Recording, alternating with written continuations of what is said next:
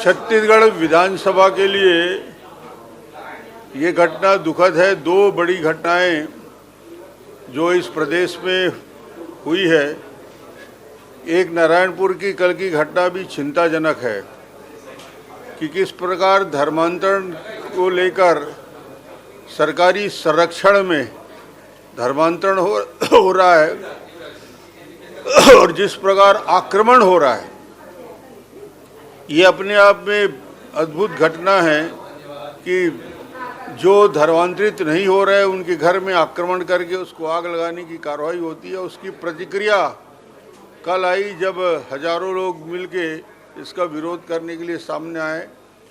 और ये बस्तर इतना शांत है, नारायणपुर इतना शांत है, उसको अशांत करने की जवाबदारी कांग्रेस सरकार की है। कांग्रेस ने कानून व्यवस्था को ठीक नहीं कर पाया। पहले दिन की घटना में जब ईसाई मिशनरी के बाहर से आए हुए लोग जब आक्रमण कर रहे थे, घर में जाकर घर जला रहे थे, मारपीट कर रहे थे, उस समय यदि उनमें से जो अपराधी प्रवृत्ति के लोग हैं उनको यदि अरेस्ट कर लिया जाता, उनके ऊपर यदि कार्रवाई हो जाती तो ये घटना का स्वरूप नहीं बढ़ता, आक्रोश नहीं आता। आक्रोशित होने का कारण ये है कि एक तरफा कार्रवाई करने का काम और दोषियों को बचाने का काम पुलिस के संरक्षण में हो रहा है और इसकी प्रतिक्रिया हुई। ये पूरे बस्तर और पूरे छत्तीसगढ़ को हिला देने वाली घटना है। ये पहली घटना है जब ऐसी प्रतिक्रिया आ रही है, जब बहुत ज़्यादा प्रताड़ित हो जाता है सामान्य आदिवासी वर्ग, तो उसकी प्रतिक्रिया इसी रूप में आती है। इसको सरकार को बहुत गंभीरता से अच्छे तरीके से देखना चाहिए। दूसरा, आज फिर वही मुद्दा उठाया गया। सरकार असफल रही है बताने में, क्वांटिफाइबल जो आंकड़े हैं उसको देने में असफल रही है। दूसरा, गवर्नर के सर्वोच्च पद को अपमानित करने का काम यदि मुख्यमंत्री करे, जिस भाषा में बात करे तो ये आपत्तिजनक है। क्या गवर्नर को कोई विधेयक से, मुख्यमंत्री से या सरकार से पूछने का अधिकार नहीं है?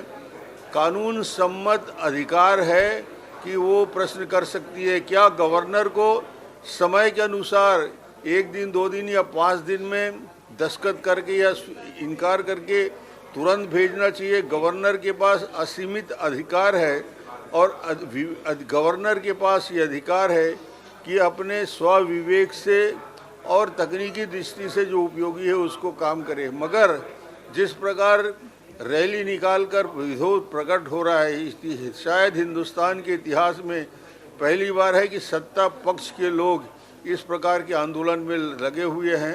कल इसके विरोध में जिस प्रकार ये आरक्षण की विषय को लेकर गोल गोल बात कर रहे हैं, उलझाने की बात कर रहे हैं ताकि न्यायालय में हमेशा के लिए चला जाए, सभी समाज के लोग जिससे दुखी हैं।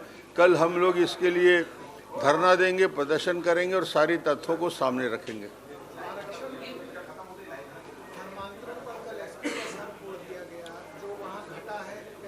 वही मैं बता रहा हूँ कि उत्तेजना नारायणपुर जैसे शांत इलाके में यदि उत्तेजना यहाँ तक फैल जाए कि लोग अपने हाथ में लाठी ले लें। 1-2 दिन पहले जो घटना हुई थी जिसमें आक्रमण किया गया था, घरों को आग लगाया गया था, हाथ पैर तोड़ दिए गए थे और उसमें जो ईसाई मिशनरी के जो बाहर से आए हुए गुंडे थे उन लोगों ने आक्रमण किया आदिवासियों के ऊपर।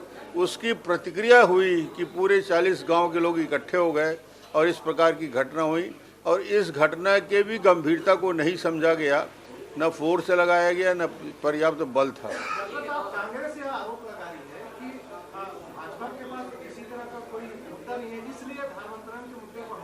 नहीं, धर्मांतरण का मुद्दा हमारा मुद्दा नहीं है, स्थानीय मुद्दा है। जिस प्रकार बलपूर्वक, छलपूर्वक, धन से धर्मांतरण किया जा रहा है उसका विस्फोट अब होने लगा है। समाज के लोग प्रतिक्रिया कर रहे हैं, उसमें बीजेपी और कांग्रेस के सवाल नहीं है, इसमें समाज के लोग, वहाँ के आदिवासी समाज के लोगों की प्रतिक्रिया है। इसलिए ये कहना गलत है कि भारतीय जनता पार्टी उसको हवा दे रही है। अजीब बात है कि सदन को चलाने की जवाबदारी सत्ता पक्ष को रहती है। प्रश्नकाल जैसे महत्वपूर्ण समय के दौरान विपक्ष को प्रश्न करने की आज़ादी होती है, पूरा समय दिया जाता है, पर पहली बार हो रहा है कि इतना ज़्यादा डिस्टरबेंस, इतना ज़्यादा हस्तक्षेप कांग्रेस की ओर से हो रहा है। कोई कंट्रोल, स्पीकर साहब खुद दुखी होकर कहते हैं कि मेरी बात कोई सुनने को तैयार नहीं है। ऐसी परिस्थिति किसी भी विधानसभा के लिए दुखद है।